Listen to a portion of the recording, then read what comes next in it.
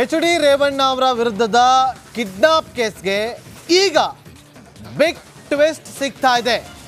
ಆರಂಭದಲ್ಲೇ ಹೇಳ್ತಾ ಇದ್ವಿ, ಈ ವಿಡಿಯೋಗೂ ರಿಪಬ್ಲಿಕ್ ಕನ್ನಡಕ್ಕೂ ಯಾವುದೇ ರೀತಿಯಾದಂಥ ಸಂಬಂಧ ಇಲ್ಲ.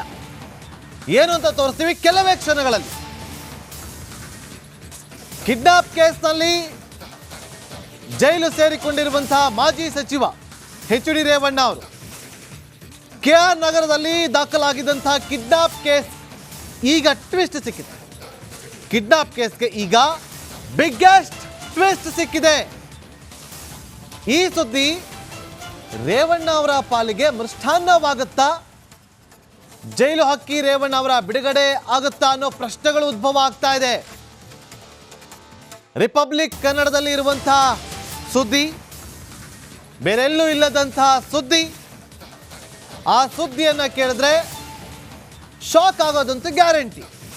ಹೀಗೂ ಆಗಿತ್ತಾ ಅಂತೇಳಿ ಎಚ್.ಡಿ. ರೇವಣ್ಣ ಅವರನ್ನ ಕಿಡ್ನಾಪ್ ಪ್ರಕರಣದ ಅಡಿಯಲ್ಲಿ ಬಂಧಿಸಿ ಕಸ್ಟಡಿಗೆ ಪಡೆದುಕೊಂಡು ವಿಚಾರಣೆ ನಡೆಸಿ ಆ ಬಳಿಕ ನ್ಯಾಯಾಂಗ ಬಂಧನಕ್ಕೆ ಒಪ್ಪಿಸಲಾಗಿದೆ.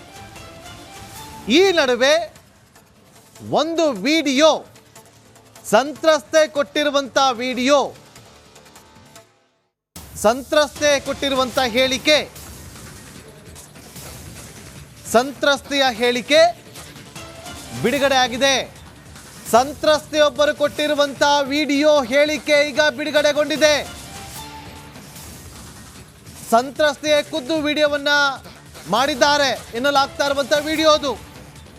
ಸಂತ್ರಸ್ತೆಯೊಬ್ಬರ ವಿಡಿಯೋ ಅದು. ಆಕೆ ಕೊಟ್ಟಿರುವಂಥ ವಿಡಿಯೋ. ನಡಿ ಈಗ ಶುರು ಮಾಡೋಣ.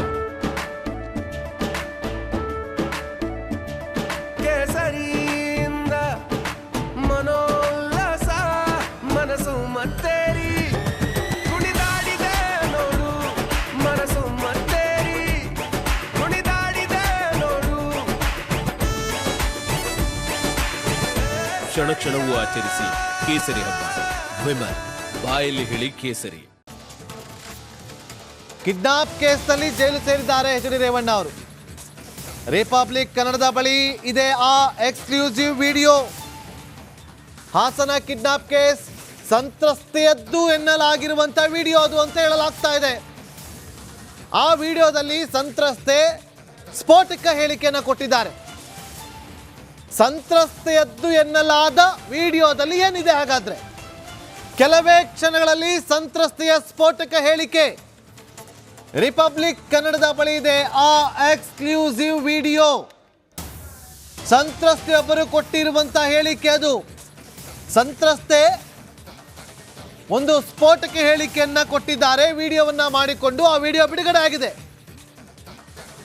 ಆ ವಿಡಿಯೋಗೂ ರಿಪಬ್ಲಿಕ್ ಕನ್ನಡಕ್ಕೂ ಯಾವುದೇ ರೀತಿಯಾದಂಥ ಸಂಬಂಧ ಇಲ್ಲ.